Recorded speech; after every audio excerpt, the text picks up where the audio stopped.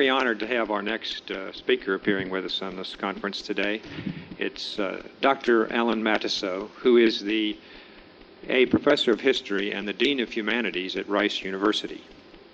Dr. Matusow has a doctorate in philosophy degree from Harvard University, and he has written a number of scholarly journals, articles in scholarly journals about primarily re-examination of some of the expansionist government programs of the late 60s and of the Great Society era.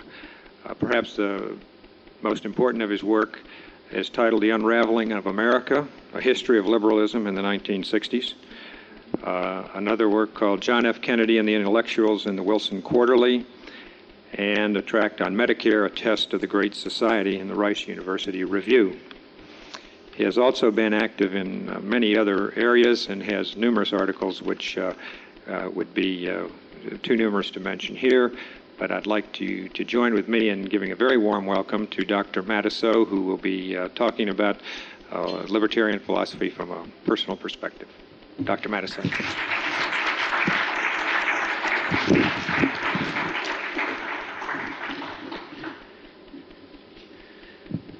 Thank you very much. I'm very glad to be here.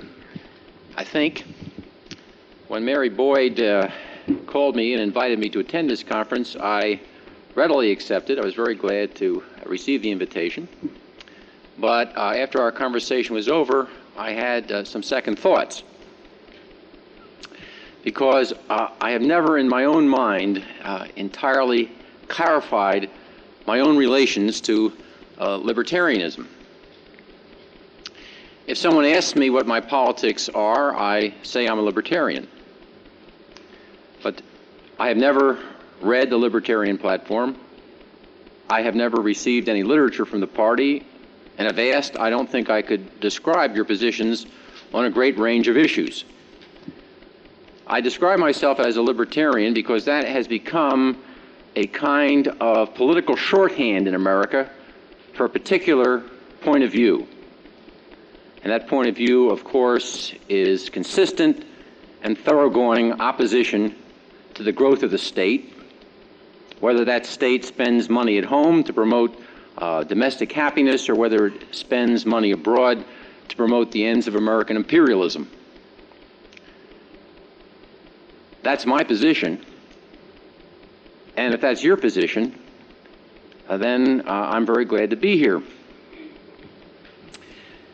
But libertarianism, I take it, is now more than a political idea. It's a political party with conventions and platforms and candidates. A few years ago, I voted for this party's candidate for governor of Texas. I can't remember what year it was or who the candidate was, but I do remember the next day looking in the paper to see how my party had fared. I believe out of a few million votes cast, we got less than 600. Now, it's fairly clear, I think, to you in this room, that this party is unlikely to attain any significant political power in the foreseeable future. But conventional politics is precisely about power. The question is, then, what is the purpose of this party? And why should anybody join it? I don't know what you would say to that, but my answer would be this. The purpose of this party is not power, it's education. You're not political pros, you're committed citizens. When you write a program, it's not to buy votes. It is to communicate a vision. And that vision is of a citizenry liberated from the tentacles of the Leviathan.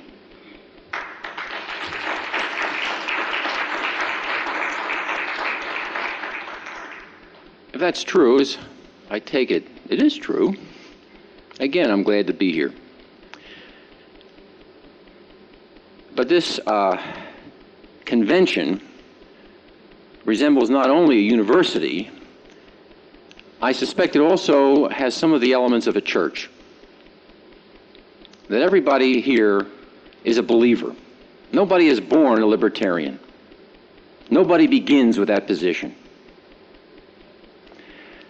To get where you are, and where I think I am, you have to take a journey that's a long journey, and an intellectually taxing journey, and sometimes a very painful journey.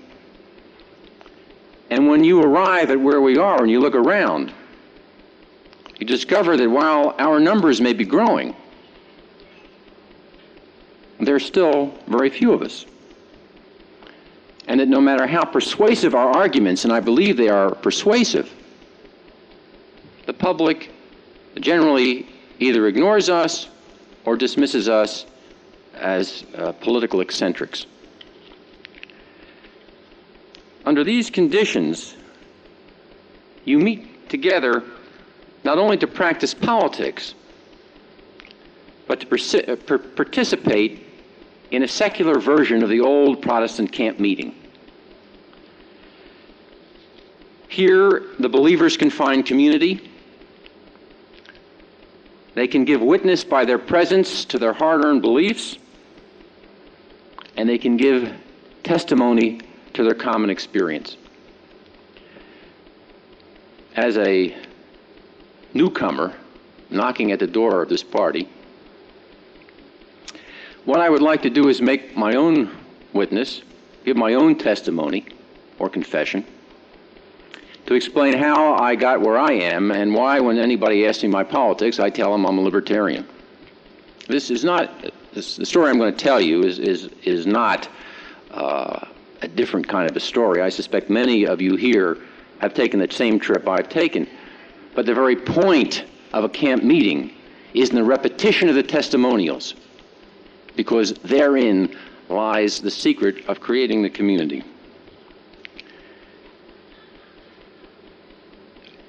I was born a liberal, as my father was a liberal, and he taught me to read The New Republic, to revere Franklin Roosevelt and the New Deal, and to take the side of the dispossessed in all social struggles, and I thank him for whatever social conscience I have.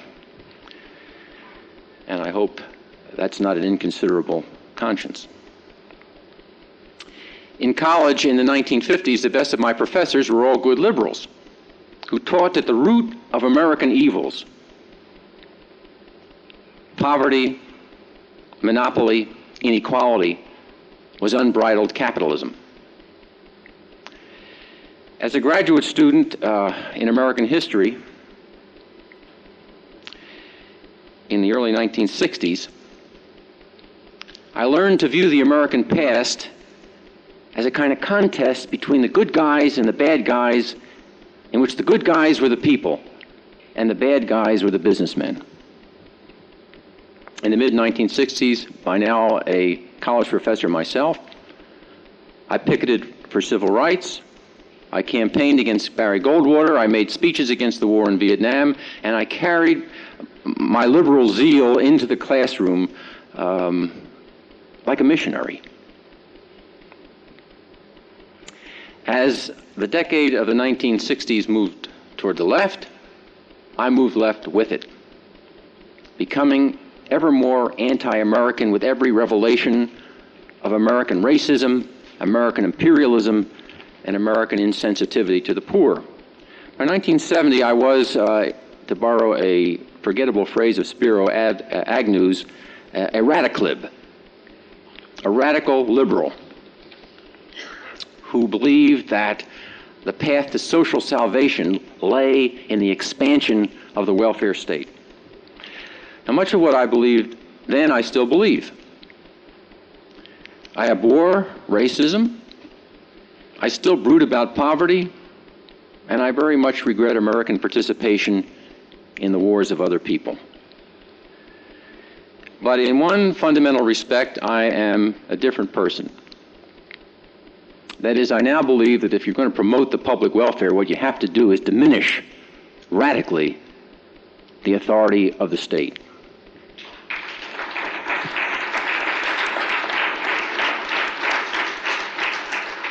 And I also believe that instead of trying to put fetters on American capitalism, what we need to do is take off the bridle and emancipate its latent energies. The conservatives with whom I always argued turned out, I believe, to be right. I call them conservatives because conventionally that's what they're called. They were right to describe the market as a brilliant human invention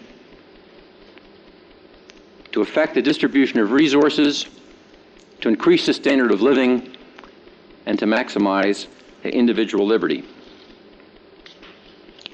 Now, I didn't come to these views by reading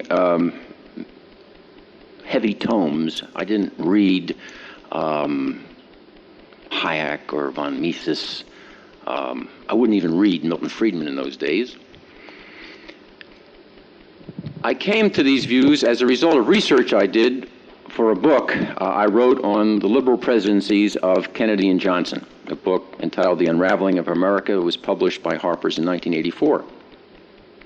In the course of researching that book, I inevitably had to spend considerable time examining the social welfare measures proposed by those presidents to make people happier. I began my research with a hypothesis that was something you'd expect from a good left liberal like myself, which was that while these measures were good as far as they went, they had not gone far enough. And I ended my research with a wholly unanticipated conclusion, namely that with the exception of the civil rights laws, nothing worked. And that the effort in the 1960s to turn America into a kind of Garden of Eden by passing laws was a big mistake. And that all such efforts always will be mistakes. Now, what I'd like to do is give a few examples from my research to explain how I got where I am. These are examples important to my own education and development, and I think are relevant, therefore, to my testimonial. The first case I'd like to discuss is the minimum wage. I am aware that everybody in this room knows about the arguments of the minimum wage. They're even well known increasingly to the general public. I'm going to discuss this case anyway because it was the very first social reform measure I ever examined with any care. And it was very important in my own development, and for that reason I'm sentimentally attached to it. The minimum wage addresses a real problem, namely that, left to itself, the market generates wages for millions of families that leave them poor. The liberal solution to that problem, of course, is to increase the income of the poor by putting a legal floor under the wage rate.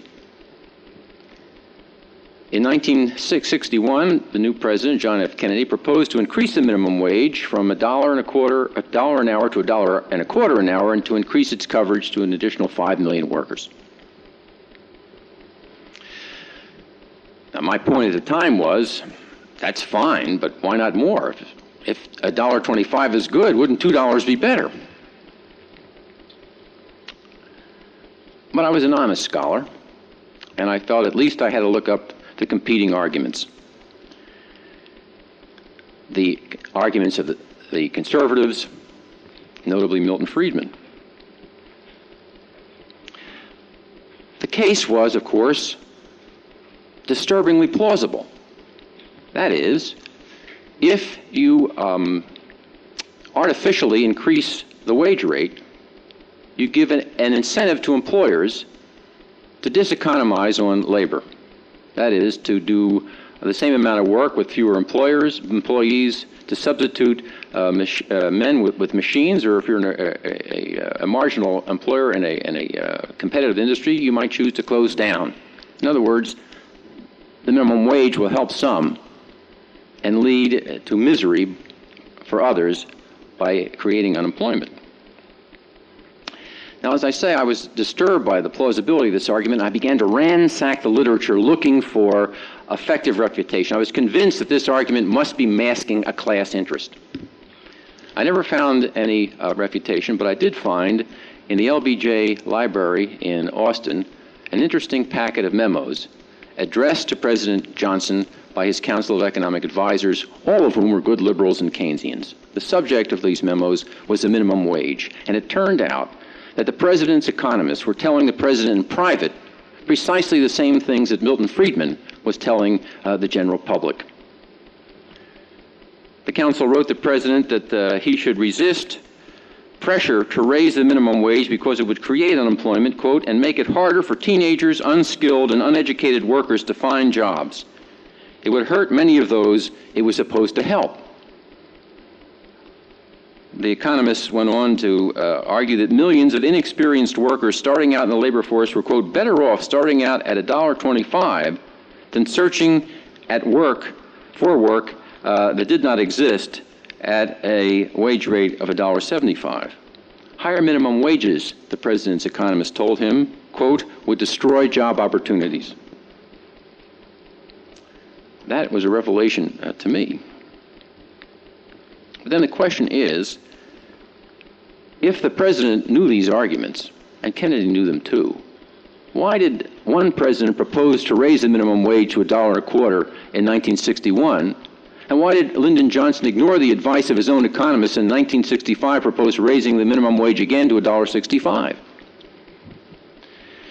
The president's advisors sought to educate him on this point, though, of course, he knew the arguments and the reasons better than they did. Who was behind the minimum wage and why? The president's economists said, quote, union pressure, especially David Dubinsky of the textile workers, is strong. And the economists went on to say, unions want to stop the movement of industry to the South by raising wage costs there. In other words, unions are strong in the North or weak in the South, insofar as minimum wages reduce the wage differential between regions. The migration of industry from the North to the South will be retarded, and the bureaucratic interests of certain labor unions will be preserved. The council went on to explain to President Johnson that insofar as the minimum wage actually retarded Southern industrialism, it would block the major route out of poverty for the Southern poor, that is, from rural farms into jobs, industrial jobs in the region's big cities. Liberal presidents, as I say, knew these arguments. They knew the minimum wage was a bad idea, but they enacted them anyway because the minimum wage was a cheap price to pay to purchase the support of organized labor. Now, what I learned from this is that in matters of the welfare state, the appearance of things is seldom reality. Beware the unintended consequences of liberal benevolence. That's what the conservatives always say. And in this case, the unintended consequence was to increase unemployment among poor people. Always look for the special interest that lurks behind every act of liberal goodwill, the conservatives say. In this case, in the case of minimum wage, the special interest was union labor, whose motives hardly accorded with my image of its altruism. Competitive markets always yield optimum social results, the conservatives contend. And as I learned from the case of the minimum wage, the underlying wage rate is set in a competitive market, and efforts to improve on that market by passing laws will make matters worse. Now, that's how I began my education. I didn't arrive at all those conclusions to start out with, but the minimum wage began the process by which I was forced to reassess ideas of which I was very fond. Case 2 is the showdown between Big Steel and President Kennedy in 1962. Check. We okay here, folks? Trying to silence me? Okay. This is the showdown between Kennedy and Big Steel in the spring of 1962. The crucial issue here is the issue of monopoly. The conservatives believed then, as they believe now, that markets, including industrial markets, are essentially competitive, and that you can trust competition to discipline the producers to produce in the public interest, in the interest of the consumer. Liberals, on the other hand, contend that competition is illusory or non-existent, and they depend on government to prevent monopolists from rigging markets and trampling the general welfare. The appearance of things supports the liberals in this. That is, students of the industrial sector argue, in fact, they make a good point here, that the industrial sector, most industries in the industrial sector, or at least 40% of those industries, are dominated by a handful of producers. The conclusion of the liberals, therefore, is that the economy is not competitive. And if it's not competitive, it doesn't work right, and that is a major excuse for expanding state power. Now, among those who believed that industrial markets are not competitive, fundamentally, among those was President Kennedy's Council of Economic Advisors. They accepted the hypothesis of monopoly. And what worried them in 1961-62 was that as markets began to tighten, businessmen would exploit the opportunity to jack up prices and initiate a new wage price spiral. So the solution to that was to publish in January 1962 their famous wage price guideposts, which was an informal effort at price control. The council proposed a simple formula. That is, if wages rose no faster than labor output, unit costs would remain constant, corporations would have no excuse to raise their prices. Or to put it as the council did, since labor was producing goods, producing 3% more goods on the average annually, wage increases should not exceed 3%, and if they didn't, then we could have a stable price level. No law was to be enacted to enforce these guideposts. It was to be enforced by public opinion, which in fact meant the meddling of the administration in wage price negotiations. From the point of view of the administration, the most important price was the price of steel because it was used in the manufacture of so many other goods.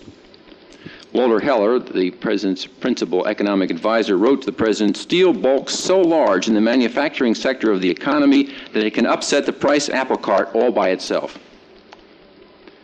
Just so happened that in the winter of 1962, right after these guideposts were published, negotiations began in the steel industry on a new contract. And this was a negotiation in which the president was personally very interested. His Secretary of Labor, Arthur Goldberg, had been a lawyer for the steelworkers. He leaned on the union. And at a crucial point in the negotiations, President Kennedy leaned on the union. And on March the 31st, 1962, a new contract was agreed. The wage increase was to be no more than 3%. The guidelines had been upheld. And all that remained now was for the corporations to keep an implicit bargain and hold the price line. Everybody thought they would. But on April the 10th, that's a Tuesday of 1962, Roger Blau, who was the president of U.S. Steel, walked into the Oval Office of the president and handed him a press release announcing that U.S. Steel was going to raise the price of its product by $6 a ton. Kennedy immediately called his advisors and threw a famous tantrum. "My father always told me that businessmen were sons of bitches," he said. The next day, the president went on TV, purse-lipped, tight of jaw, and administered a tongue lashing to the corporations or the steel executives. He denounced them, quote, as a tiny handful of steel executives whose pursuit of private power and profit exceeds their sense of public responsibility. Thereupon, Kennedy bared the iron fist of the state and attempted to pound the corporations into submission. The Justice Department threatened an antitrust suit. The FTC threatened an investigation. The Treasury Department threatened to withhold a favorable ruling on tax matters favorable to the steel companies. The Defense Department threatened to divert purchases to competing industries.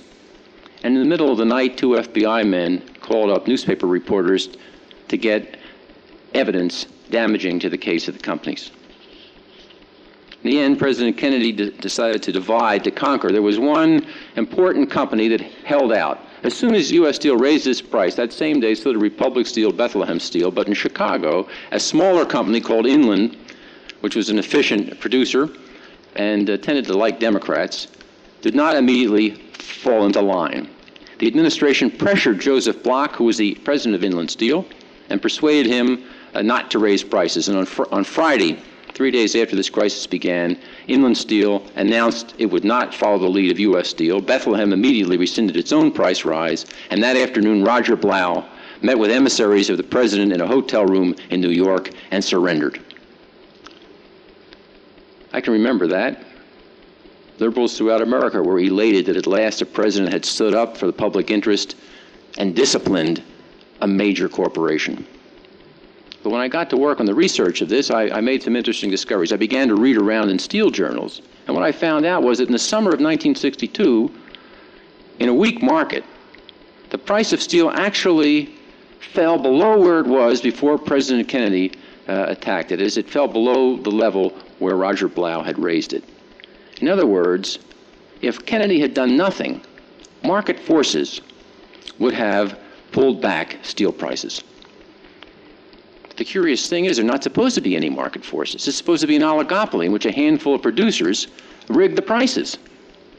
But in close examination, it turned out that while the appearance of things was oligopoly or monopoly, in reality, the steel industry, as we now all know, is in a situation of intense competition. Even then, European importers were threatening American markets. The steel industry faced competition from alternative structural materials like concrete and aluminum. And while all the companies issued price lists that were identical out in the marketplace, salesmen were slashing those prices to gain competitive advantage. Bethlehem Steel shared a market with Inland and was the first major company to retreat. The truth of it is that Bethlehem Steel competed with Inland Steel in the Chicago market and had no choice but to rescind its own price rise. What I began to consider on the basis of this example was that the hypothesis of competition explains far more than the hypothesis of monopoly. And if that's true, that one of the major reasons for expansion of state power is not legitimate. I'll give you one last example. It's the example of Medicaid, and here the issue is what the government can actually do to help poor people. Medicaid, as everybody knows, is a federal program by which the federal government gives grants to the states on a matching basis to pay for specified medical services for poor people and the medically indigent. Now, it's not altogether clear why Congress passed Medicaid. Presumably, Congress theorized that lack of income was a barrier to treatment. That is what Congress had in its mind, and it probably exaggerated the problem. That is, lack of income was much less a barrier to treatment than most people might have thought. For example, in 1964, on the basis of survey data, 42% of low-income persons with a symptom saw a doctor. In that same year, 51% of non-poor persons saw a doctor. Now, there's a difference there, but it is not a catastrophic or gross inequality. If the purpose of Medicaid was to reduce inequality of access to medical services, it can be judged successful.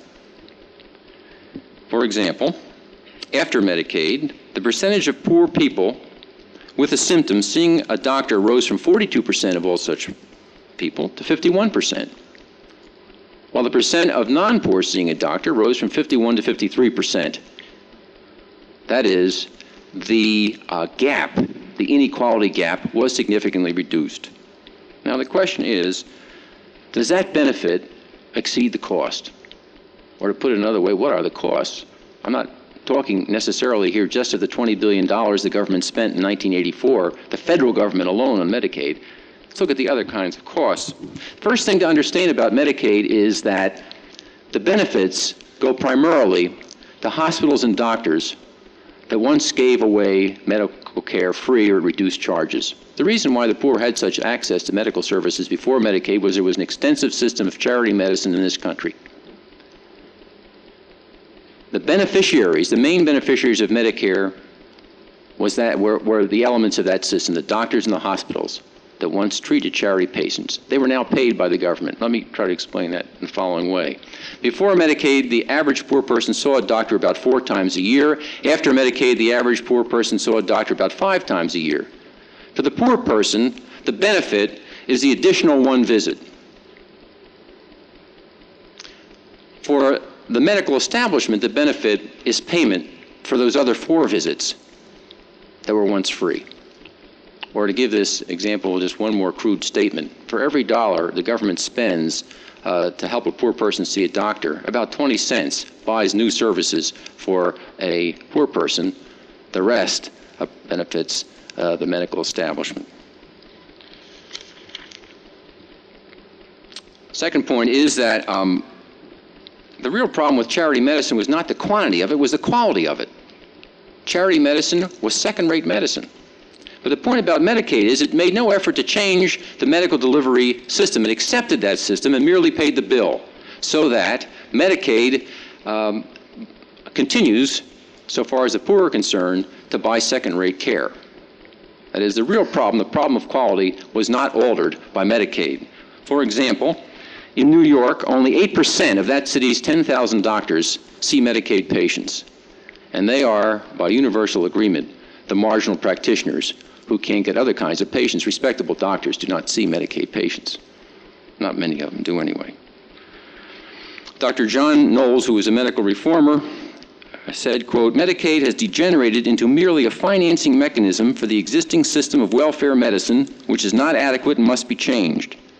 It perpetuates the very costly, highly inefficient, inhuman, and undignified means test in the stale atmosphere of charity medicine carried out in many instances by marginal practitioners in marginal facilities." Third point is that Medicaid reduces some inequalities but creates others. Benefits vary widely from state to state. They can be $200 in Mississippi and $1,000 in Minnesota per poor person. The 40% of the poor who are working poor do not get benefits from this program. 30% of those who get benefits aren't poor. Fourth, I think that Medicaid creates irrational distortions in the welfare system. Currently, 6 out of every $10 spent on public assistance in the United States is spent on medical care. Almost certainly, the great majority of poor people would rather have the cash. And finally, there's the very interesting issue of whether all this money spent to increase the access of poor people to medical services actually increased their health. The links between consumption of medical services and health are unproved and doubtful. For example, I like this particular example. It's not clinching, but it's illustrative. Per capita expenditures on health in the United States are 10 times greater than expenditures in Greece. Yet males in Greece on the average live 5 years longer than American males. The Council of Economic Advisors speculated in 1976 that spending more on health in America may, quote, be a very costly way of obtaining small improvements in measured health states. Higher mortality in the U.S. is not the result of chronic illness susceptible to medical treatment, but is due to illness less readily affected by medical technology. Very briefly, I'll just extrapolate a point here that I did something interesting, at least I thought it was interesting recently. I discovered that there were 11 states that did not enter the Medicare system until 1970. And so I ran an experiment. The major point that the advocates of Medicaid make in its favor is the radical reduction in black infant mortality rates that occurred in the decade after the program was enacted. Now, there are many things wrong with that statistic. White rates decline at the same rate. Most poor people, most black people aren't poor.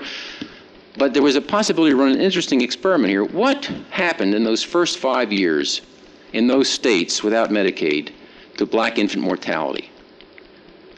You could run a control. You can compare states that had Medicaid with states without and see if Medicaid made any difference in this crucial area of black infant mortality rates. Well, what I found out was in the South there wasn't much difference, but in the northern states, if you were a black baby born in a state without Medicaid, you had a significantly better chance of living. Now, I don't actually believe that Medicaid had anything to do with either the successful attempts of black babies to live or their failure. I think, though, there's a good case that the program was simply irrelevant. Well, there are my cases. I tell you those cases because they're part of my education. They help explain this journey that I took, that I suspect is rather like the journey that many of you took.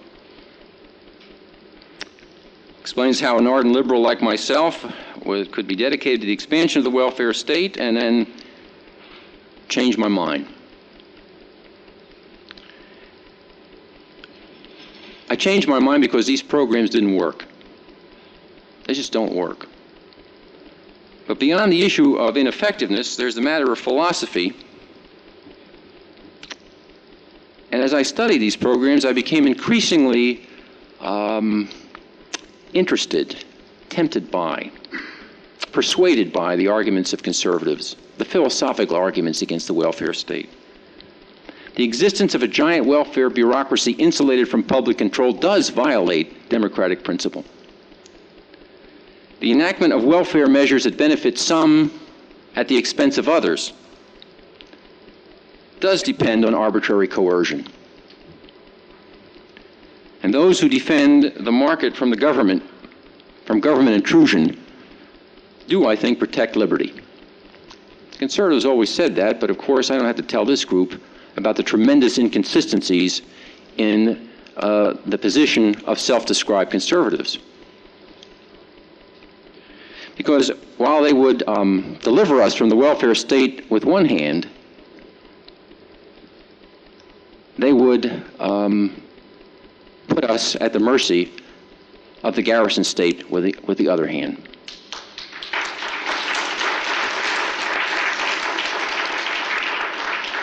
And this is a state that it appears will be presided over by a theocracy of the new Christian right.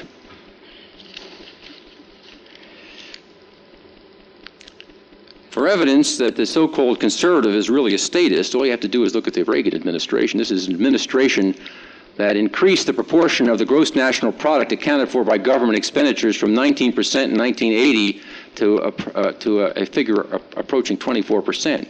It's an administration that doubled the national debt in 6 years. It's an administration that has spent literally hundreds of billions of dollars on irrational weapon systems that do not promote security, but undermine it.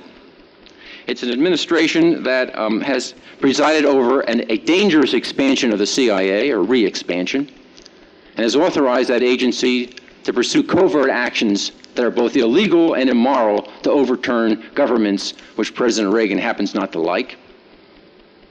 It's an administration that favors mandated school prayer, state-mandated school prayer, that would arrogate to the state the decision of whether a mother should have a child whom she may not want. It's an administration that would spend hundreds of millions on a program to end the trade in drugs that will not work and it will be repressive. It's an administration that's going to require every worker in the United States, virtually whether he's foreign-born or not, to be documented before he can get a job. It's an administration whose excesses in matters of government are so extreme that we will be paying for them this generation and we will be paying for them the next generation. It's a conservative administration which, in the name of the state, has threatened to bankrupt us all.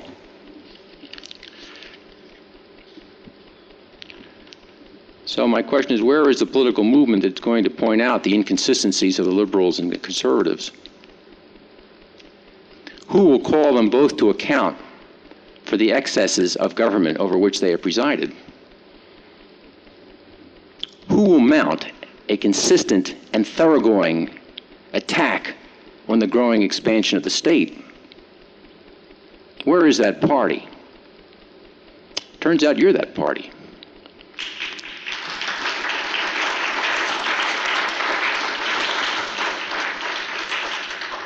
If you are, I'd be pleased to join you.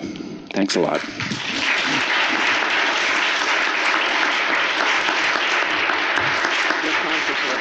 Yeah, why don't you conduct this?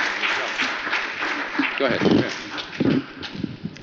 The chairman says there's time for questions or assaults or attacks or whatever. Yeah.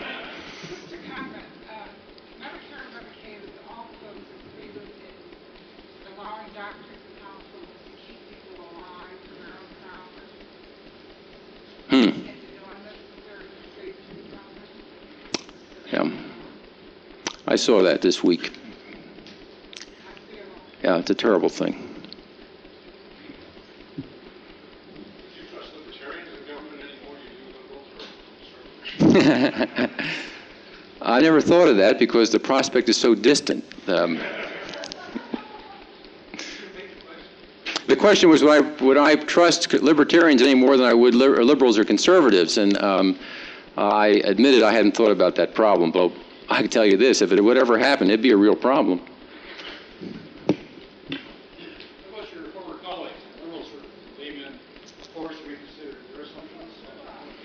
The question is that after I published my findings, did my colleagues, were they persuaded to re-examine their own views? The answer to that is no. What I discovered is that liberalism is a religion of the intellectuals, and they will not answer these arguments. I have found, personally, you may find differently, but I do not find liberals willing to risk their convictions in honest and open debate.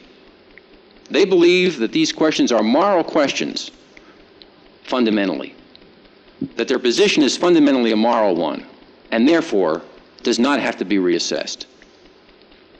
Yeah. Have you found conservatives willing to reassess their opinion as a result of your research? No. I mean, if I had to have dinner with a liberal or conservative, I'd rather have dinner with a liberal. Yeah.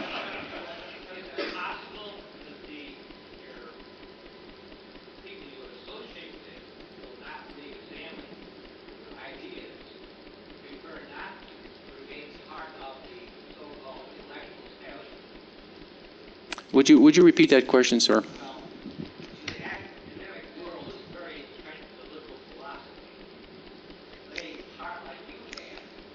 They're putting at risk their niche in that world. Oh. Well, you know, there may be a truth. I mean, I've always been a kind of marginal man in academia. I can do these things. I mean, how I got to be a dean, I can't explain to you, but I guess it's the indifference of my university to politics that has permitted this preposterous thing to have happened.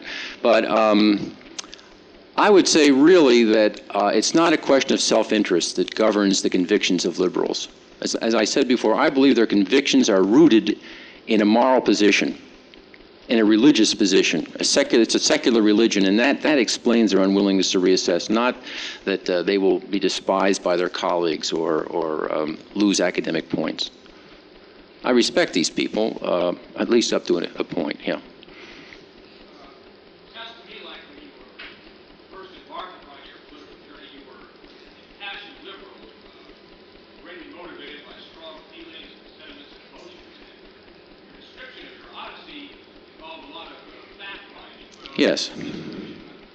Right. Do you find then that your emotional state has changed, or are your emotions redirected in a different direction? I'm curious about how you emotionally Yes.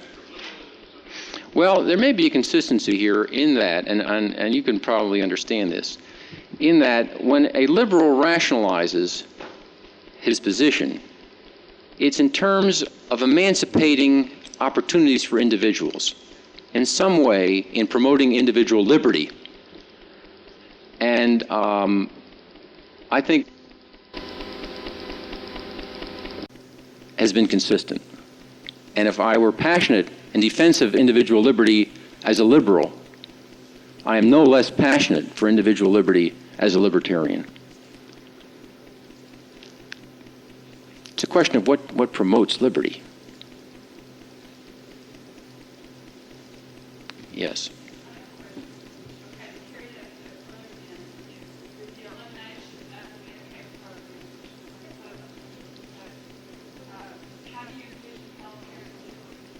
Well, you know, one of the things about being an academic is I don't have to propose solutions. I don't know how to go back. The mistake was dismantling the charity medical system. And now that you have dismantled it and, in fact, eviscerated it, I'm not sure how you would go about reconstructing it. Once the state has undermined it, what do you do to recreate it? I don't know the answer to that. My point is that a terrible mistake, in my opinion, was made. How to undo that mistake, I don't know. Sir? Several of the university teachers who are very liberal proselytize their students. I presume that you're working with students who probably share some of your newfound beliefs, and also how reflective are they of these ideas that are different from what they hear from other teachers? I think that I have an advantage because I teach in a generation that's essentially apolitical. The task is not to persuade them that their current ideas are wrong. The task is to persuade them to have an idea.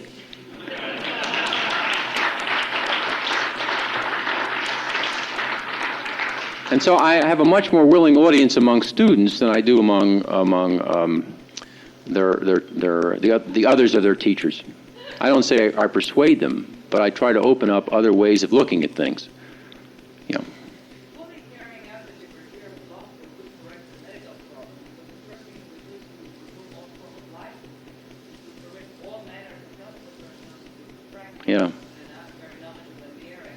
And by deregulating this, people without practice, naturopaths, etc., will do, and it would lower doctor costs and medicine eventually make disappear the need for such medicine as expensive because it's really a creation of the inside. Well, that's a very good answer, and it illustrates why I should start reading your literature. The second point that might be considered is when you're not paying for taxes, see 63 or more percent of what a bureaucrat does now.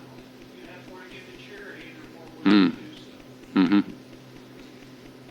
Yeah. Yes, sir. One of the things that occurred to me at university and looking at solutions is that many times the solutions to problems don't lie with the proposal, but rather with a personal comprehension that charitable act come from individuals, and that it is our activity to become much more than any plan of activity.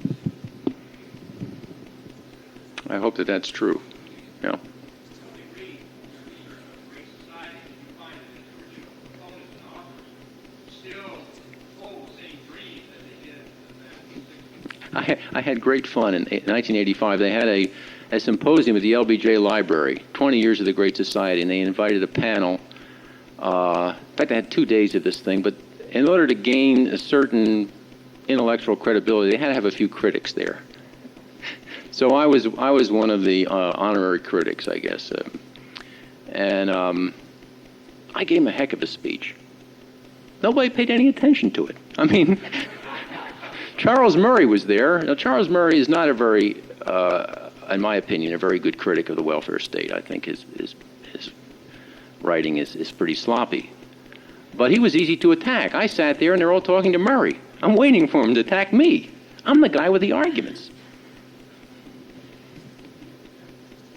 Yeah. Do you have a background on what the circumstances were that led the president to steal the proposed price increase and the president of the United States? Well, it just shows what a presidency administration was in those negotiations.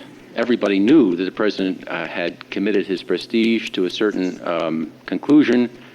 Blau understood he was violating the expectations of the president, and given power relations in the United States, the president of the corporation paid a visit to the president of the United States. Now, the real interesting question about that episode, if I just might comment for a second here, is why Blau raised prices. Because, in fact, if steel was in a competitive situation, the answer was not to raise prices. It was to find some way to lower them. Some scholars have speculated U.S. Steel raised prices precisely to give a message to the President of the United States that private corporations were going to control their own decisions, that it was a political and not an economic decision. And of course, what Blau learned is he had much less power over prices than he thought. Yes. I recall that time frame, the major reason that Blau raised prices was to raise one of the main products he raised was sheet steel, the automobile business. When they raise sheet steel prices, and make that effect, that gives the automobile companies an opportunity to raise their prices. And they work in concert together, so many people may think they're actually competitive. The objective is to get your prices up. Now, the philosophy of marketing is the business. You should never cut the price. No matter how bad things get, you don't cut the price. And I don't recall ever, since that day, I don't ever remember automobile companies cutting the price or steel companies on their products unless it's a deliberate attempt to put somebody out of business or, like Kaiser Fraser or some of the other companies. Could you comment on that? Well, you got to think of these markets really as international.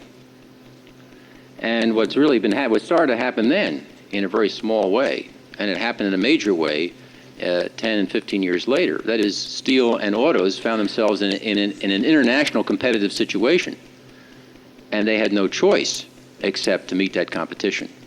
So it's not a question of saying, well, look, we'd like to have the automobile price higher because we can make more profit out of it.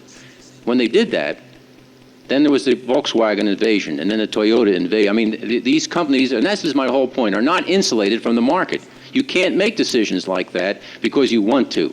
You can only make decisions that the market will tolerate. And if you follow your logic to its conclusion, what you do is destroy the company by permitting foreign competitors to undersell you in your own market, and that's what happened, actually. One more question. Exactly, maybe, and, yeah. Anybody got a last one? Yes, sir. How do I approach liberals? I try to tell them the truth. Doesn't get me very far, but I mean, that's what well, how do you? I mean, your weapon is reason. You have no constituency. Except me.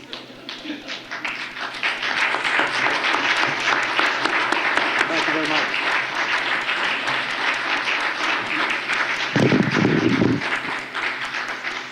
Very enjoyable presentation, Dr. Matusow. Thank you for joining us this afternoon. We have a couple more items left on our agenda today. The next item on the schedule is Jeff Dale. Why don't you come on up, Jeff? And what may be the start of a tradition here in either the Texas Libertarian Party or the Harris County Party, at least, in that the topic of Jeff's presentation here is the Cracked Pot Awards.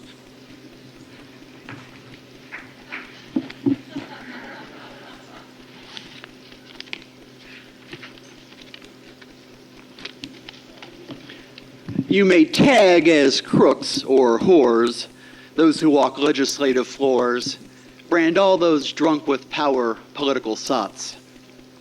Call them thieves or call them statist, call them moral basket cases. Myself, I'd simply label them cracked pots. Yes, cracked pots, cracked pots, cracked pots. Distempered, fevered, rabid, the whole lot.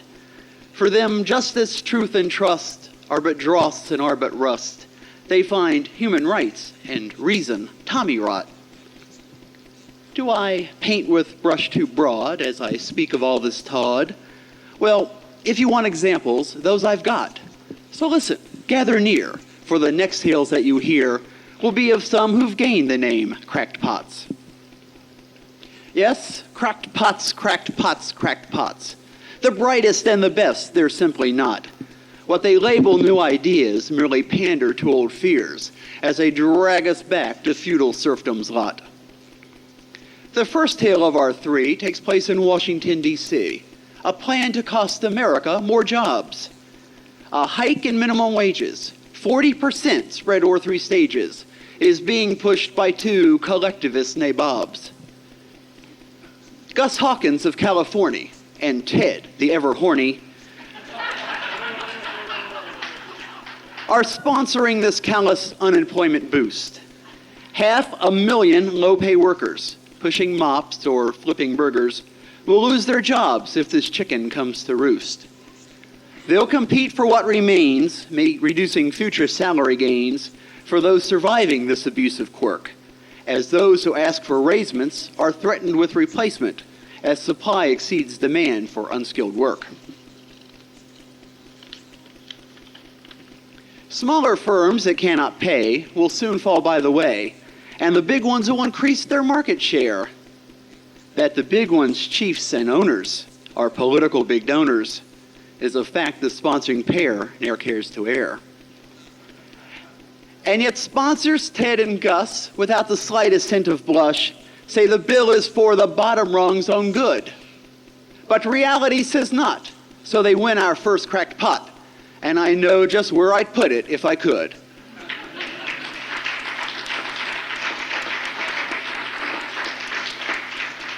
Yes, cracked pots, cracked pots, cracked pots.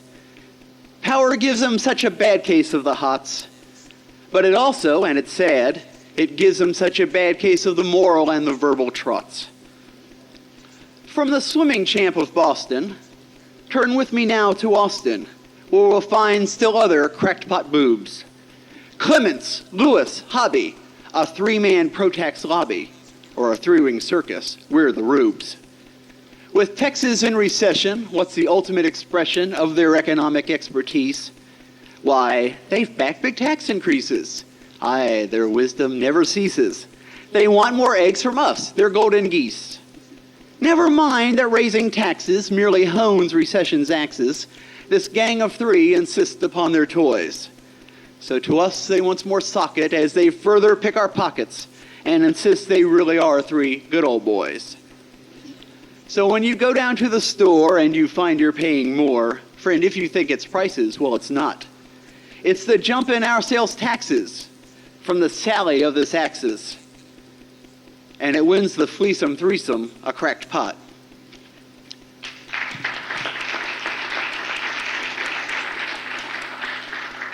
Yes, cracked pots, cracked pots, cracked pots. If only this would be their final shot. But you know they'll soon want more. They'll step up their fiscal war till they've ended up with everything we've got. For further crackpot gall, turn to Houston City Hall, where the third tale of our 3 is taking place. There, a certain Lady Eleanor, at every chance, is telling her voters she wants to clean up Houston's face. It seems it signs offender, so she's gone off on a bender to land the signage folks in legal Dutch. But let others light a votive. I'll question first her motive, for methinks the lady doth protest too much. Firms run by mom and pop don't have a large cash crop to run recurring ads on the TV. Frequent use they must forego of papers and radio that big firms often find their cup of tea. But a one-shot store sign payment for a message in bright raiment can help these firms to draw consumers in. Take away from them this tool with an anti-signage rule, and some smaller firms will find they cannot win. That will leave the playing field to the firms with large cash yields that can afford the other ways to advertise. And with those large cash bases, do their execs fund council races? I'll leave it up to you folks to decide. But there are 2 men on the board of Houston's anti-billboard horde that qualify as bona fide fat cats. So is it visual improvement that spurs her anti-signage movement, or a yen for campaign help from plutocrats? Be that as it may, she wins our 3rd crackpot today for her move to take away billboards and signs. And when our sky is swept of text, what freedom will be next on which this council member has designs? Yes, cracked pots, cracked pots, cracked pots. It seems they always boost the real big shots. The more they bluster and they cry that they're for the little guy, the more they seem to rot his fiscal lot. I've given 3 examples, 3 unsavory, gamey samples, but for every one of these there are boxcar lots of politicians, big and small, full of cunning, hype, and gall, and also full of, well, clay for more cracked pots. Yes, cracked pots, cracked pots, cracked pots. A gang of mindless, spineless, principleless nuts. They're more loathsome than a fungus, for it seems the worst among us who seek and win a shot at cracking pots. Well, if we had the time, I could further plumb the slime that festers in the state of soul and putrid clots. But let's give it now a rest. But tomorrow, with new zest, let's resume our drive to fire all cracked pots.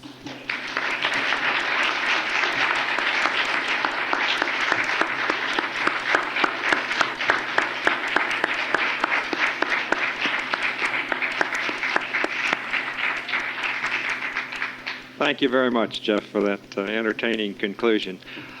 I believe there were some schedule announcements to be made concerning our schedule. I'm not sure who's going to make those, Kevin. Well, the break is going to last us till dinner. Is that you're aware of that? Okay. Well, so if any schedule announcements, you plan to announce when then?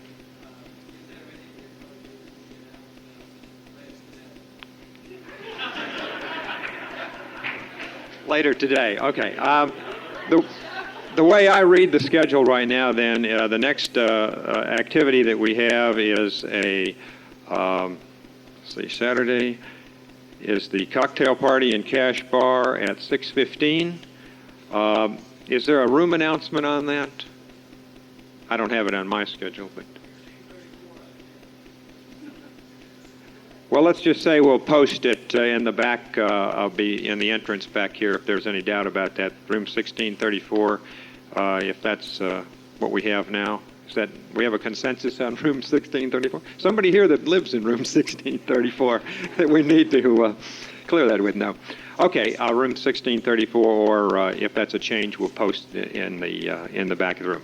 Thank you very much for your attention this afternoon. We look forward to seeing you for the party, the banquet, and our evening speakers this evening.